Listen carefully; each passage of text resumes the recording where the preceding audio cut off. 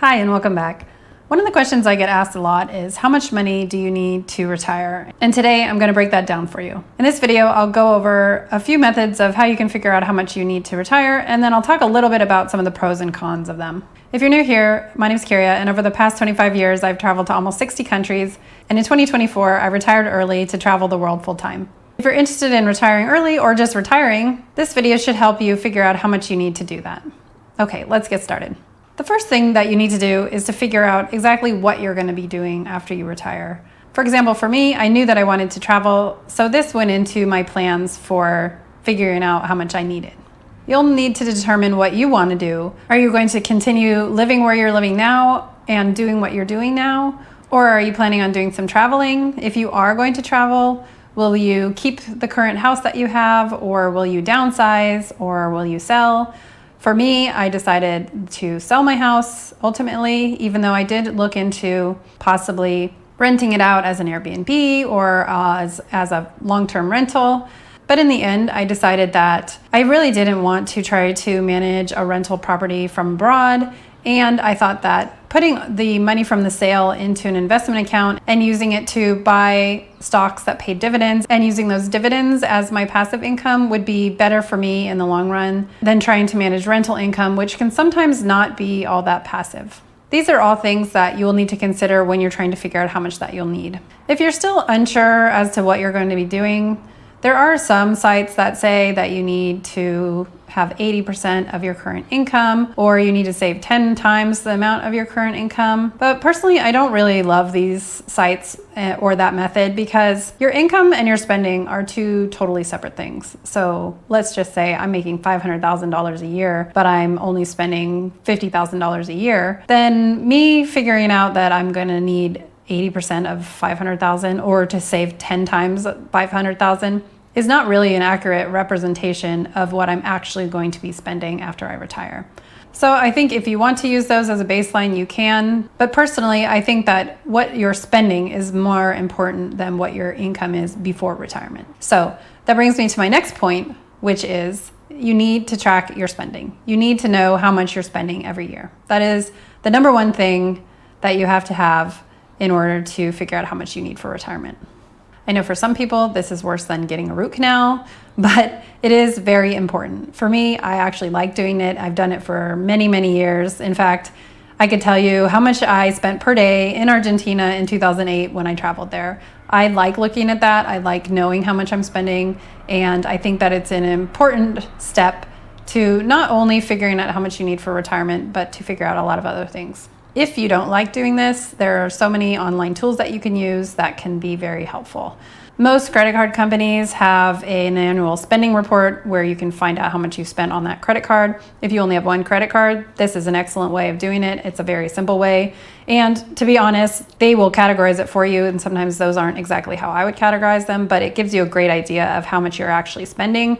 So you can tweak it if you want to, or you can just take the full number and use this for your calculations. If you have more than one credit card, you could add the two together if you wanted to do that, or there are several aggregator sites that will put them all together for you. And once again, they'll categorize them for you. You can change those if you want to, or you can just leave it how they have it and just see what your total spend is. Personally, I like having the categories, and I like to sometimes recategorize some of the things that they put in, because I like to know exactly how much I'm spending on each category so I can factor in my budget that way. But as far as like simplifying things, just knowing how much you spend in 1 year is the important thing. So that's what you need to start with. Personally, I use Fidelity Full View, which is a Fidelity product. And so you do have to have a Fidelity account to use it. But there are many other options. But as far as Fidelity goes, and I'm not sponsored by Fidelity at all, but I do like Fidelity for this reason. They have a cash management account, which is essentially, don't get fooled by the name, it's essentially a checking account, and you can get a debit card with it. And that debit card can be used for traveling, and you can pull out money, and anytime the ATM charges you a fee, Fidelity will refund that. There's also a Schwab card that does the same thing, but I'll tell you why I like Fidelity better than Schwab, and that is because the cash that's sitting in your cash account, the Fidelity account has a better yield than the Schwab account, and the Fidelity account, you can put that into a money market fund, and that can actually give you even a better yield. So you could get anywhere from 2 to 4%, let's just say, at the current time, which is March of 2025. So that brings in a little bit better yield on your money when it's just sitting there doing nothing. So if you do have an account at Fidelity, you can use the Fidelity Full View, which will aggregate all your information for you. If you don't have that or you don't want that, there are other tools like You Need a Budget is one of them. You can pay for it, it's an app. You could also use an app like Travel Spend, which does have a free version. And you can put in all your information into Travel Spend. However, it's a little bit more manual, as at least the free version is. I don't really know if the paid version has an easier way of doing it. But Travel Spend, if you're spending a lot of money on a lot of little things, does mean entering in each of those things separately. So I think that's the least efficient way of doing it. And one like You Need a Budget or Fidelity is much easier because you don't really have to do anything except link your accounts and it does all the work for you. So once you figure out how much you spend per year, this can give you a baseline for how much you're going to spend once you retire. I would also caution against shortchanging yourself or, messing with the numbers a little bit to make them lower so that you don't have to save as much, because it really is garbage in, garbage out, which means whatever you put in is what you're going to get out. And so you need to put accurate information in so that you can get an accurate number for what you need on the way out. So if you are the kind of person that goes to coffee every day and once you retire, you're going to want to go out and buy coffee every day, that should be factored into your expenses. If you're the kind of person that spends $500 a day on travel and you expect to now do that for 30 days instead of the normal 14 or whatever, you need to factor that into it. And so that way you're not pinching pennies when you're retired and worrying about every penny that you spend. You want it to be accurate. Now, having said that, tracking your spending for the year is a great way to cut out some of the things that you don't really need. I think having an idea of where your money is going is very important in life, not just for retirement. And so that way you can see that you're spending more on things that you thought you were, because I think a lot of times if you ask somebody how much they spend per year, most people would probably underestimate the amount that they're actually spending. And so this gives you a more clear view of what you are actually spending and gives you the chance to cut out some of the unnecessary items.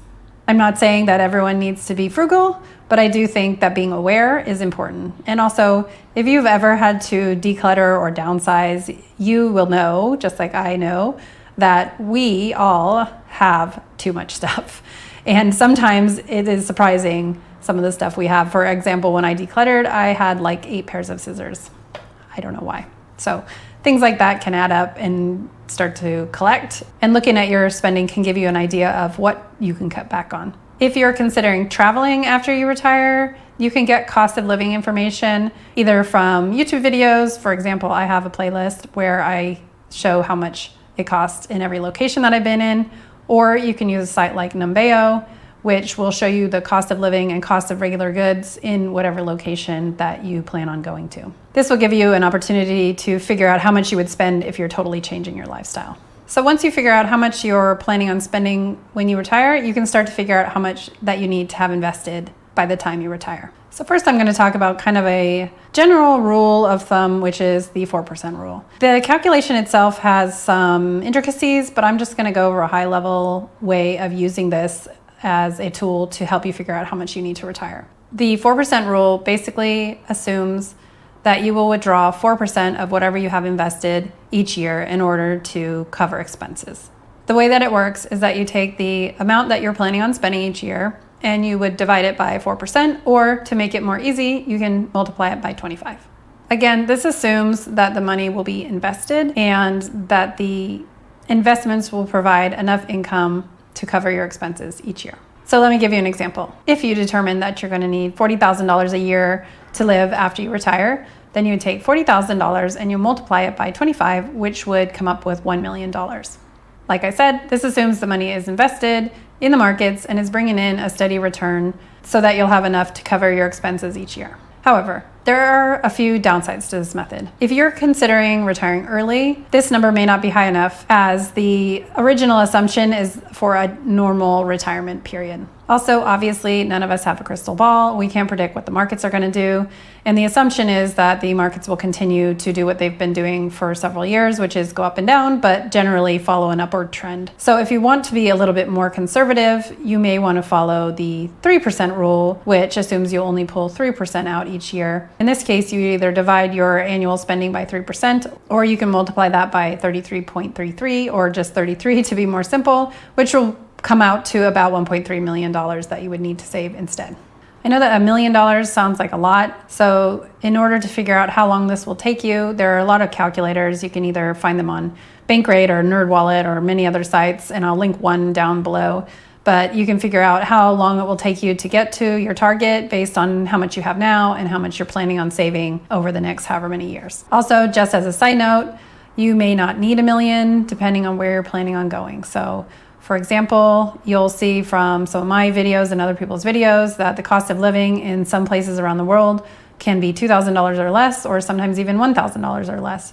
So depending on where you're planning on settling, you could easily spend a lot less than, let's say, $40,000. So if you're only going to spend $20,000 or $12,000, then obviously your number that you'll need to save up will be a lot less.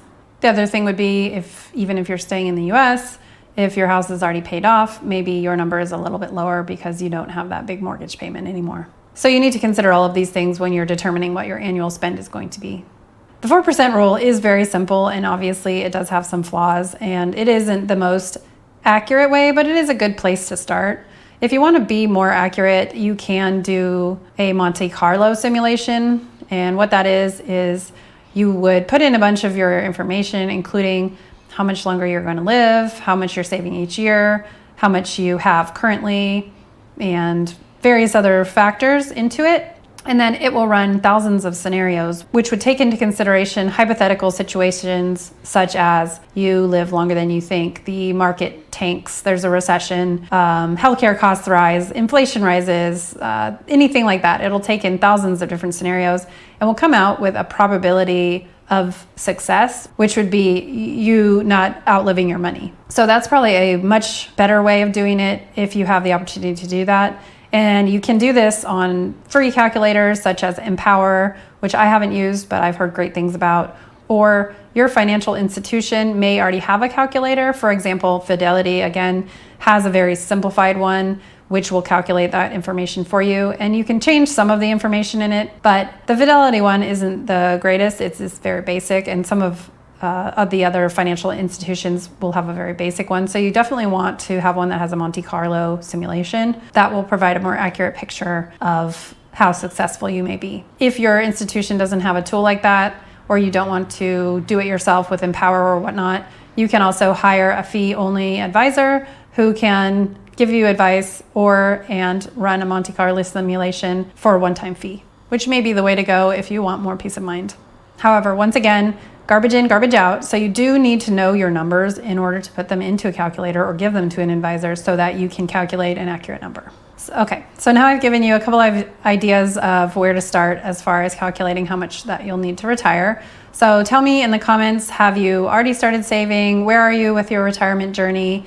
And what tools have you used that have helped you figure out how much you need?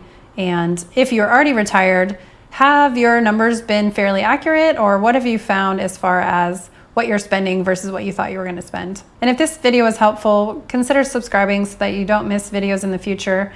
And also you can find my playlist of all early retirement videos here. And once again, thank you very much for watching, and happy travels.